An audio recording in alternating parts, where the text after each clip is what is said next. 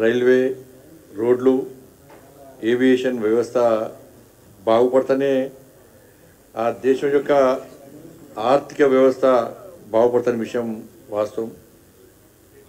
America లాంటి దేశాల్లో కూడా మొట్టమొదట ఈ 3 రంగాలనే బాగుపరిచిన విషయం అందరికి తెలుసు. దానివల్లనే ఆ దేశం అగ్రదేశమైంది. దాన్ని దృష్టిలో పెట్టుకునే భారతదేశాన్ని అగ్రరాజ్యంగా మార్చాలని చెప్పి, విశ్వగురు స్థానంలో ప్రతిష్ఠించాలని చెప్పి ఏకైక లక్ష్యంతో నరేంద్ర మోడీ గారి ప్రభుత్వం ఆయా రంగాలపై ప్రత్యేక దృష్టి సారించి 70 సంవత్సరాల స్వాతంత్ర భారతదేశ చరిత్రలో ఎన్నడూ లేనంతగా అత్యధిక నిధులు ఇస్తున్న విషయం వాస్తవం. దేశంలో అన్ని రాష్ట్రాలకు ఏ విధంగా ఇస్తుందో ప్రత్యేకంగా తెలంగాణ రాష్ట్రాన్ని కూడా అభివృద్ధి చేయాలనే లక్ష్యంతో, ఈ దేశం అభివృద్ధి చెందాలంటే అన్ని రాష్ట్రాలు అభివృద్ధి చెందాలి, రాజకీయాలకు అతీతంగా అన్ని రాష్ట్రాలను అభివృద్ధి చేస్తేనే దేశం బాగుపడుతుందనే విషయాన్ని దృష్టిలో ఉంచుకొని రాజకీయాలను పక్కబెట్టి ఈ గత 10 ఏళ్లలో మోడీ గారి నేతృత్వంలో శ్రీ నితిన్ గడ్కరీ గారి యొక్క సారథ్యంలో తెలంగాణకు రోడ్ల విస్తరణ కోసము 1,00,000 కోట్ల రూపాయలను కేటాయించడం జరిగింది.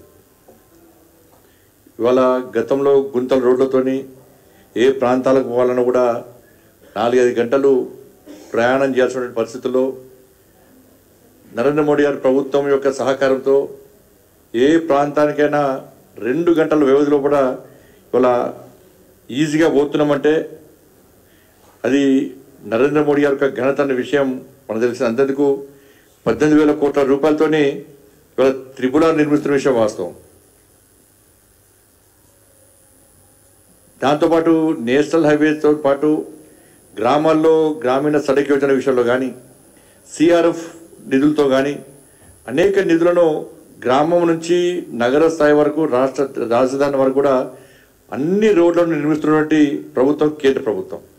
అనేక రకాల నిధులతోని వివిధ పథకాల ద్వారా. రైల్వేల విషయానికి వస్తే గతంలో ఎన్నడూ లేని విధంగా ఈ 10 ఏళ్లలో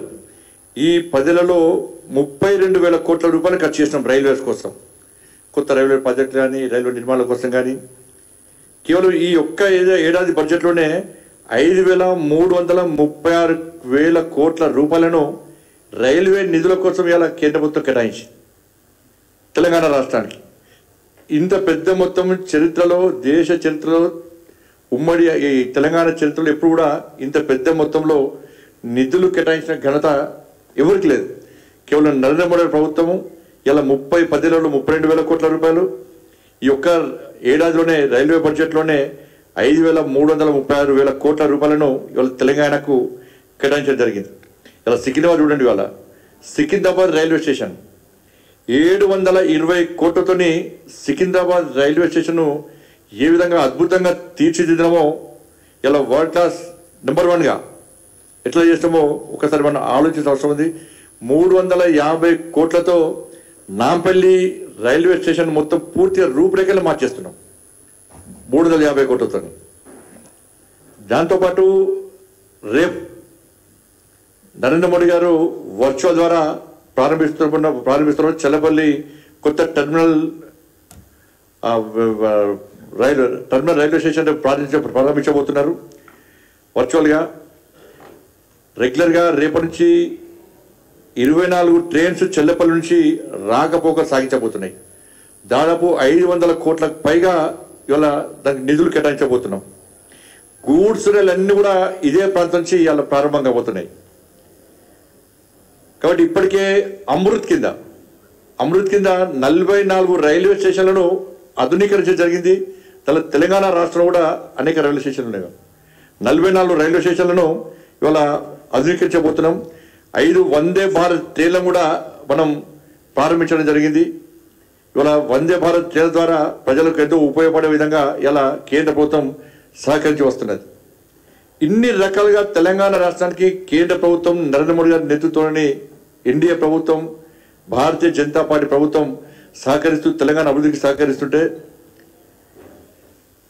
కాంగ్రెస్ పార్టీ మాత్రం డైవర్షన్ పాలిటిక్స్తో ఇలా 70 ఏళ్ళుగా ఈ దేశాన్ని ఏ విధంగా అబద్ధ మాటలతో మోసం చేసిందో కాంగ్రెస్ పార్టీ, తెలంగాణ రాష్ట్రాల్లో కూడా ఉన్నటువంటి కాంగ్రెస్ ప్రభుత్వం, కాంగ్రెస్ పార్టీ నాయకులు ఇలా 6 గ్యారెంటీలతోని ఏ విధంగా మోసం చేస్తున్నారో ఒకసారి ఆలోచించాల్సి ఉంది.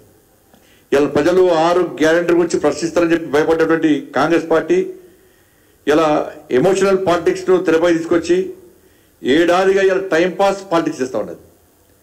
ఒక్కొక్కసారి ఒక్కొక్క విషయాన్ని ముందు తీసుకొచ్చి ఇలా ప్రజల దృష్టి మళ్లించే ప్రయత్నం చేస్తున్నారు. ఒకసారేమో కాళేశ్వరం మీద కమిషన్ అంటారు, ఒకసారేమో ఒక నెల రోజుల పాటు ఫోన్ ట్యాపింగ్ అంటారు, ఒక నెలల పాటు ఫామ్ హౌస్ కేసు అంటారు, ఒక నెలల పాటు డ్రగ్స్ కేసు అంటారు.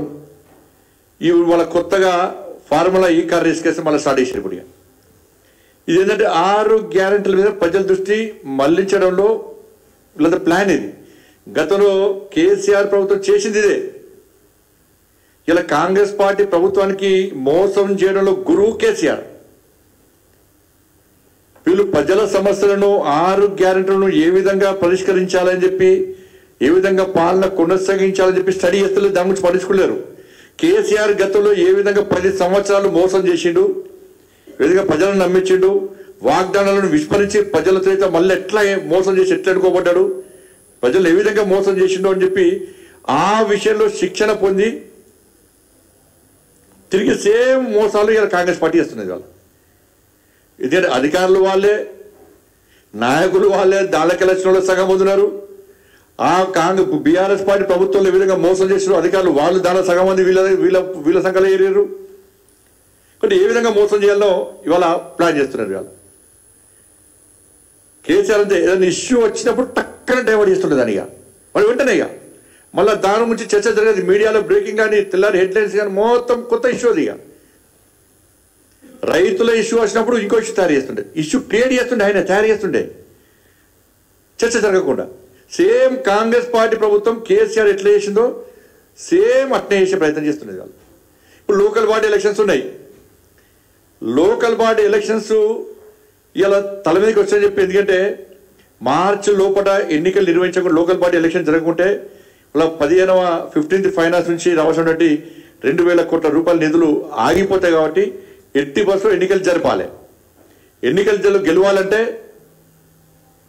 కొత్త 6 గ్యారెంటీలు పక్క పెట్టి మళ్ళీ ఏదో హామీలు నెరవేరుస్తున్నట్టు చెప్పే ప్రయత్నం చేస్తున్నారు. ఇవాళ